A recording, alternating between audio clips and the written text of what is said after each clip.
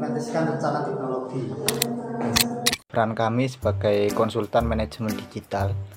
Nah, kami berperan untuk memandu transportasi organisasi konvensional ke omnichannel. Nah, tujuan utamanya yaitu adalah menganalisis struktur dan budaya, mengidentifikasi kesenjangan, merancang rencana implementasi teknologi. Nah, tujuannya yaitu untuk mencapai pengelolaan yang efisien, adaptif, berbasis data, dan mendukung omnichannel offline dan online. Nah, oke, yang selanjutnya ada profil usaha dari Toko Setiasari. Nah, toko ini dimiliki oleh Bapak Maulana di bidang retail fashion. Nah, lokasinya itu bertempat di Desa Twiri Wetan, Kecamatan Merak-Urak, Kabupaten Tuban. Nah, kondisi saat ini operasi mayoritas konvensional dengan sedikit digitalisasi. Jumlah karyawan mungkin kurang lebih 10 orang. Nah, untuk peluangnya yaitu untuk meningkatkan jangkauan dengan integrasi marketplace dan konten terstruktur. Selanjutnya yaitu ada audit dan analisis atau current state.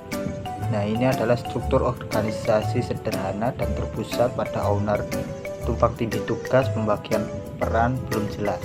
Nah, untuk masalah satu yaitu adalah perubahan minat pelanggan atau trend fashion cepat berganti. Nah, ini memerlukan respon yang cepat. Nah, untuk masalah yang kedua yaitu adalah sistem pre-order terbatas dan hanya pada produk sarung. Nah, belum terintegrasi untuk semua produk. Nah, untuk masalah yang ketiga yaitu ada strategi pemasaran digital yang belum konsisten. Nah, tidak ada content calendar atau analitik terstruktur. Ini adalah perbandingan struktur antara tradisional dan struktur digital. Untuk struktur pada tradisional masih hierarki dan terpusat, sedangkan di digital sudah flat dan agil. Terus ada pengambilan keputusan. Tradisional masih terpusat pada owner, lalu yang digital itu sudah terdistribusi dan kolaboratif. Pembagian tugas di tradisional masih tumpang tindih, lalu yang digital sudah spesifik dan jelas pembagiannya. Kecepatan adaptasi tradisional masih terbilang sangat lambat, sedangkan yang digital itu sudah cepat dan mengikuti tren. Komunikasi dan orientasi. Struktur tradisional masih menggunakan vertikal internal, sedangkan yang digital sudah menggunakan horizontal, customer oriented, dan data dividend.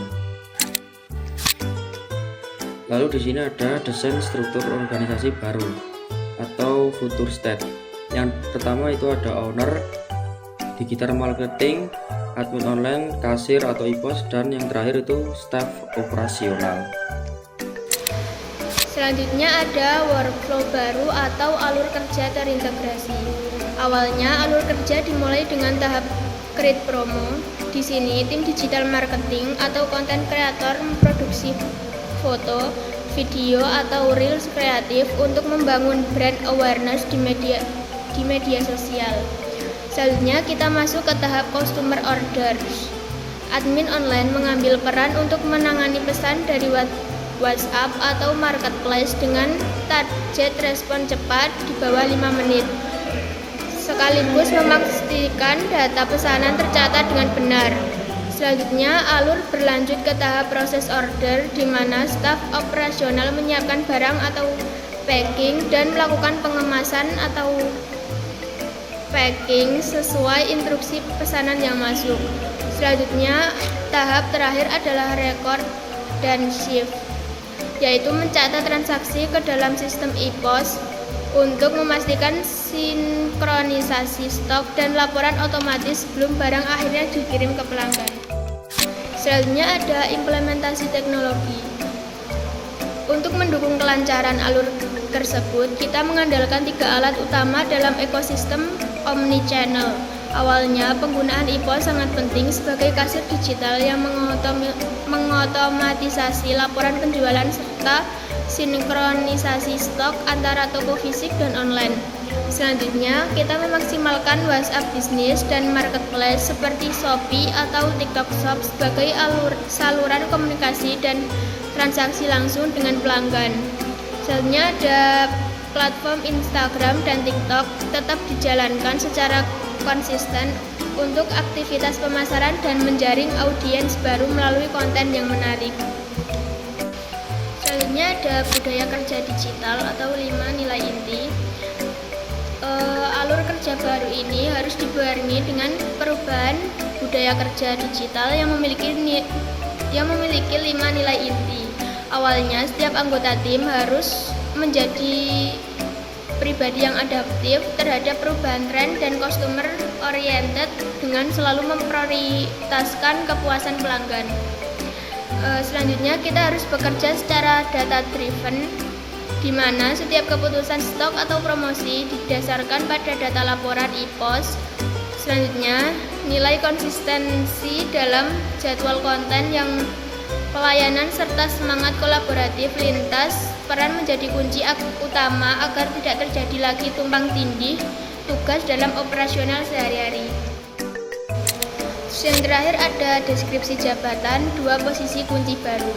Selanjutnya inilah rincian tugas untuk 2 posisi kunci yang akan menggerakkan sistem digital kita. Awalnya, untuk posisi admin online, tugas utamanya adalah memberikan respon cepat pada chat di bawah 5 menit, memproses pesanan dari berbagai platform, menginput data pelanggan ke database, serta berkoordinasi dengan bagian operasional. Selanjutnya, untuk posisi digital marketing atau konten kreator, tanggung jawabnya meliputi pembuatan foto, video atau reels, mengelola kalender konten, melakukan riset tren dan kompetitor, serta menganalisis performa konten dari sisi interaksi hingga konversi penjualan. Nah, di sini ada flowcard sistem penjualan digital pada toko SS. Yang pertama itu pelanggan mengakses platform, bisa dari website, sosial media, atau WhatsApp katalog. Selanjutnya itu pelanggan melihat katalog, memilih baju, ukuran, warna, dan jumlah. Lalu lanjut ke bawah melihat ketersediaan stok. Jika stok habis, sistem akan memberikan stok kosong dan kembali ke menu pilih produk. Jika iya, lanjut ke pengisian data. Lalu lanjutnya itu input data pelanggan, kemudian checkout dan total bayar, terus pembayaran. Lalu di bawah ini ada verifikasi admin. Jika valid, stok dikurangi secara otomatis atau manual. Jika tidak, admin meminta konfirmasi ulang kepada pelanggan. Lalu pengemasan dan pengiriman, kemudian input resi, dan yang terakhir sudah selesai. Selanjutnya ada struktur organisasi baru. Yang pertama ada owner Pak Maulana, bertanggung jawab dalam pengambilan keputusan strategis, pengawasan operasional, serta evaluasi kinerja usaha. Lalu ada admin online, bertugas mengelola pesanan online, membalas chat pelanggan, serta mencatat data pelanggan. Lalu ada digital marketing atau content creator, bertanggung jawab dalam membuat konten promosi, mengelola media sosial, serta mengikuti tren pasar. Lalu ada kasir atau IPOS system, bertugas melakukan transaksi penjualan dan pencatatan keuangan secara digital menggunakan aplikasi IPOS. Lalu yang terakhir ada staf operasional, bertugas melayani pelanggan di toko, mengatur display produk, serta mengelola stok barang. Alasan kami memilih struktur ini karena memberikan pembagian tugas yang lebih jelas sehingga meningkatkan efisiensi kerja, mengurangi tumpang tindih pekerjaan, serta mendukung pengembangan bisnis ke arah digital yang lebih baik.